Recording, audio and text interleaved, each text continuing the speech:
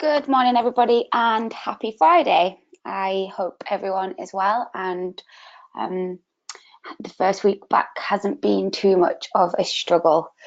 So today we're going to look at the 3 steps to improving your employer engagement strategy.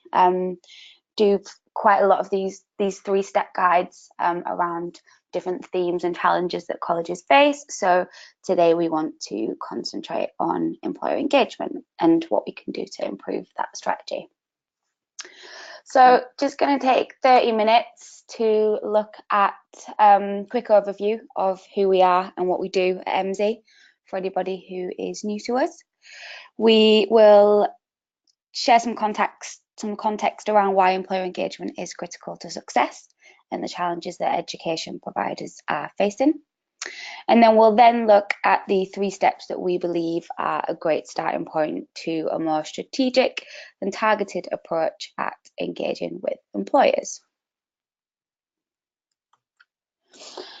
So with current policy and qualifications reforms in the FE sector, such as the apprenticeship levy, the T-levels work placement requirement, and the ever-present need to build strong employer relationships, a good employer engagement strategy is critical, and we want to look at how we can flesh out that model.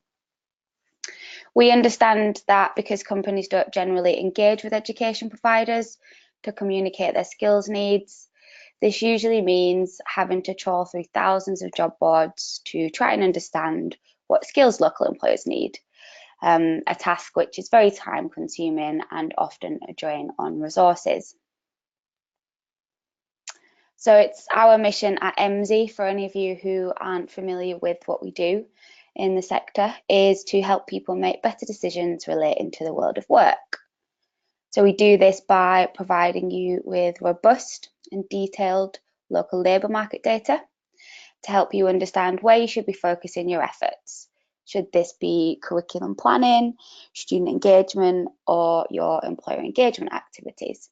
So a few colleges that we work with there across kind of the 3 main themes that we spoke about, and all of those 3-step guides and webinar recordings are available on our webinars page on our website. So back to employer engagement then. What's the driver for providers to align provision to local employer needs? And what are the challenges faced in trying to do so? So with the government's targets for apprenticeships and the introduction of the mandatory industry placement within the new T-levels qualifications, colleges need to grow their existing employer engagement activity to allow learners to succeed and also meet government targets. To do this well, providers will have to identify and prioritise the best local opportunities. But they often struggle to do this with small teams and limited resources that they currently have access to.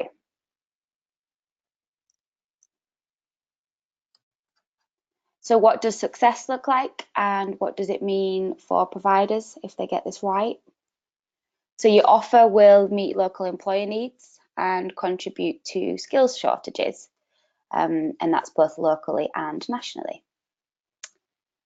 Success would mean your curriculum served the needs of your learners by allowing them to achieve their career vision and progress into meaningful employment after they've finished a qualification or course at your college. And you also present then a strong case to Ofsted for meeting learner employer needs, as well as contributing to government targets and preparing effectively for upcoming qualification reforms. And all of this then lastly means that you maximise the funding potential for the college or organisation. So we've looked at the context and the drivers around the need to improve your employer engagement strategy. So what actual information do we need in order to be able to identify local growth opportunities and shape curriculum accordingly? So we need to, first of all, understand regional growth industries and the occupational makeup of these industries. We need to identify the skills required in those growth occupations by analysing local job postings. And we also need to connect this intelligence back to existing provision once we've done this and adapt and develop accordingly. So once we've done all this, we can use this aligned offer to confidently engage with local employers to meet those skills needs.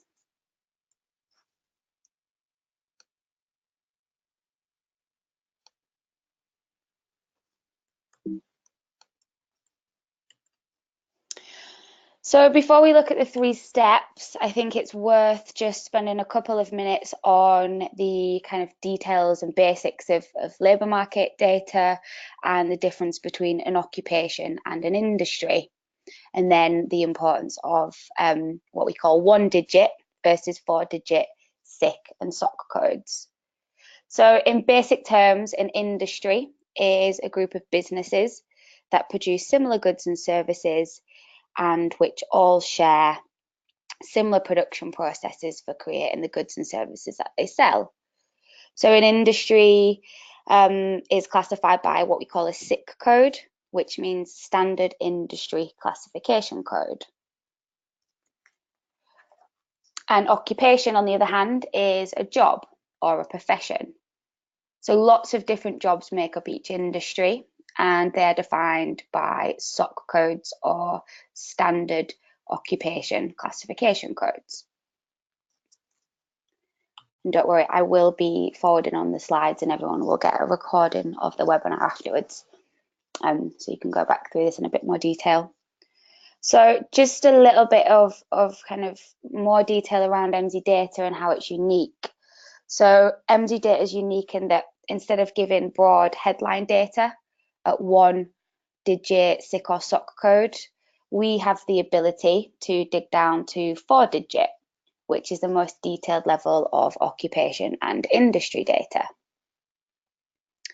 So just to kind of flesh that out a little bit, SIC and SOC codes at 1 or 2-digit level are not really that helpful in helping us to understand specific growth areas within a region, which in turn means it's harder to understand local employer skills needs. So at 1-digit SOC, for example, so this is the left-hand side of the slide, we'd get a broad overview of all skilled trade occupations, which could be anything from carpentry to bricklaying. But at 4-digit SIC code, SOC code, sorry, we can identify specifically which trades were growing locally, such as bricklayers and masons. So 1-digit is that broad overview of a group of jobs, and at 4-digit you get in the most specific occupations. Similarly, on the right-hand side, if we look at the industry detail, at 1-digit SIC, we would have a broad overview of the manufacturing industry, whereas at 4-digit, we could unpick each sub-industry in much more detail, whether that be processing and preserving of meat or the manufacturing of leather goods, for example. So 2 very different sub-industries and 2 very different skill sets. So again, that kind of highlights the importance of being able to dig down into that 4-digit detailed level. And I think, as a side point, a lot of the data that does get shared out there is generally at 1 or 2-digit, or it will be kind of national or government office region data. Not particularly helpful when we are trying to meet local skills needs and kind of find out what's going on in your local authority. So the 3 steps then, what are they? So we have a 3-step guide to improving your employer engagement strategy using labour market data. It is available as a PDF and you will get that as a follow-up as well.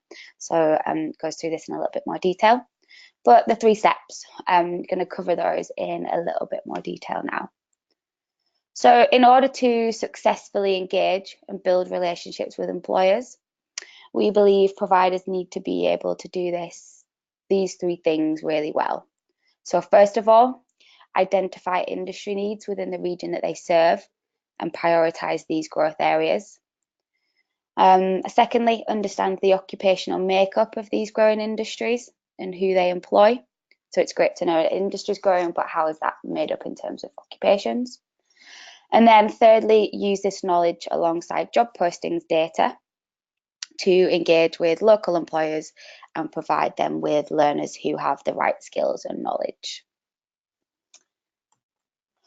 So step one is simply about identifying industry needs within your region. So the biggest challenge for colleges or providers is often just knowing which businesses to target, meaning that many take a scattergun or phone book type of approach. So how can we make this a more targeted, practical approach with limited resource and teams within colleges? So knowing which employers in your region would be more likely to respond is a great place to start. And generally, the businesses who are currently growing at or are expected to grow at the biggest or fastest rate are the ones most likely to engage with providers about things such as apprenticeships or these work or industry placements. So if we look at this slide here, we've used our labour market data tool Analyst to pick out the top 10 industries which will see the biggest job growth between 2017 and 2022. And the region that we've chosen is the M3 LEP region. So we've taken all those local authorities within that LEP region, combined those, and we're looking at the top 10 industries for that area that will see the biggest growth over that time period. It gives us a great starting point then in knowing which businesses are set to see growth and are most likely to be responsive or open to conversations. Note we're looking at industries here, not specific jobs. So industries, kind of top level stuff. And we've got a good mix of industries on this slide. So at 4-digit, we can see we've got business support, service activities growing. We've got warehousing and storage. We've also got restaurant or mobile food service activities, landscape service activities. So a lot of kind of similar industries, but there's a couple in there that kind of stick out as different as well. So once we've established the region's growth industries then, as we've just done, what we want to be able to do is unpick these to see which occupations they employ. So this brings us on to step 2.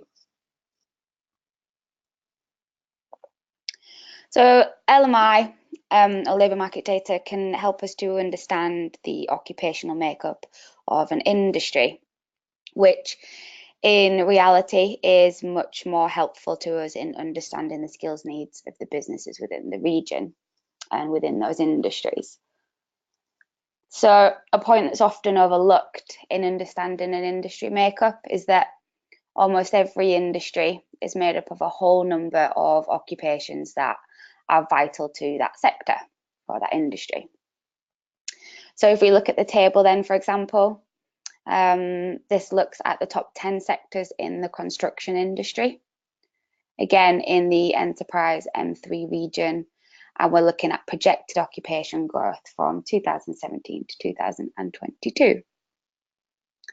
So whilst there's a healthy growth across the construction sector as a whole in this region, so we've got lots of different sub-industries in there, it's actually construction of residential and non-residential buildings that's seeing the biggest growth there. So that's the top bar, followed closely by the development of building projects.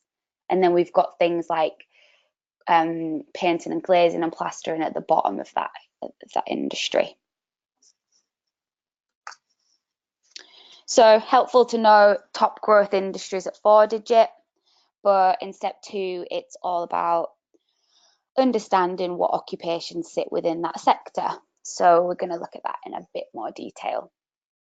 So if we take the top growth sub-industry, which, as we highlighted in this previous slide, was construction of residential and non-residential buildings, we can then run what's called a staffing pattern to see which occupations are causing that growth So we can't just assume that because that industry is growing, that everything within that industry in terms of jobs is growing at the same rate. We need to unpick that in a little bit more detail. So this graphic then on the slide shows the top 10 occupations in terms of job numbers in 2017 in this sector. And again, we're looking at the same region. So I think what's most interesting on this slide is that many of the highest employing occupations within this industry are not those that we would automatically or typically associate with the construction industry. So if we look at those jobs on there, for example, this industry is employing over 400 administration occupations and more than 300 bookkeepers and payroll managers in the region. So big kind of job demand for these types of occupations in this industry that you wouldn't typically think the construction industry would need, especially in residential and non-residential buildings. I think it's also interesting on the side to see some of the occupations in the top 10 that might surprise us. So we can see that there's production managing directors being the highest employing occupation in the sector, making up almost 11%. And then on the flip side, we've got occupations such as bricklayers and masons and electricians that are only making up 3% and 2.6% of employment in this industry.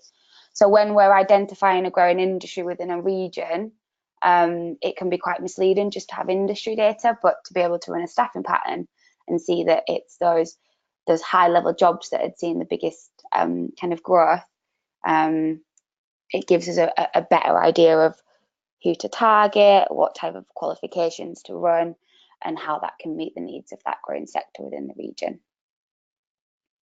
So in terms of employer engagement strategy, the importance of this data at regional level really can't be undervalued. By identifying growth industries, we can narrow down the sorts of employers that are most likely to respond. But by understanding that occupation data, I think you can just be much more prepared in your conversations with employers by knowing exactly who they employ, what their growth areas might be, and then most importantly, how your organisation can respond with an offer that meets their needs. So having identified growth industries to target and having had looked at what occupations they employ, the final step is to find out who the employers actually are locally and what skills they require within those roles. We're seeing this shift now to skills, not kind of qualifications. So having job post analytics data is being really, really valuable within this. So step 3 is targeting and engaging local employers. So within Analyst, we have a number of different functions that make this much easier than your typical Google searches and hours spent trawling through job sites and job pages.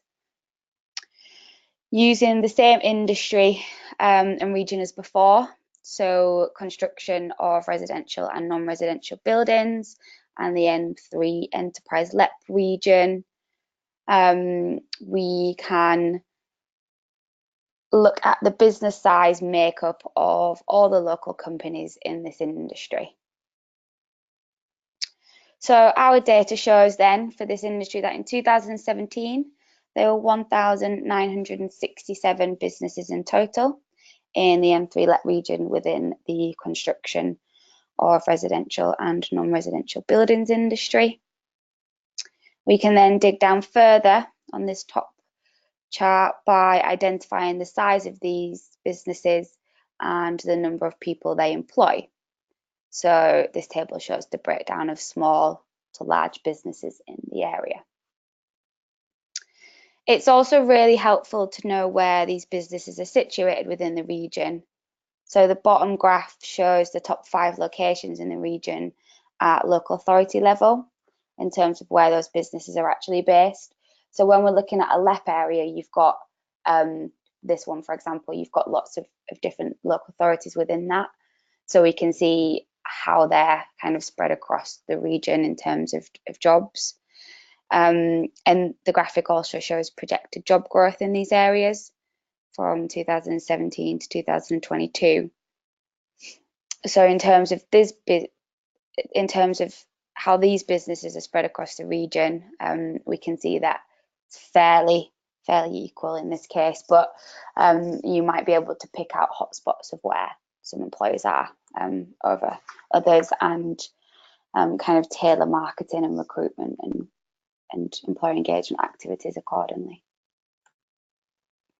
So knowing local business size and location is helpful in informing your employer engagement strategy and knowing where they are and how big they are, but we can go one step further with our job postings tool, which we talked about, to find out who is actually hiring.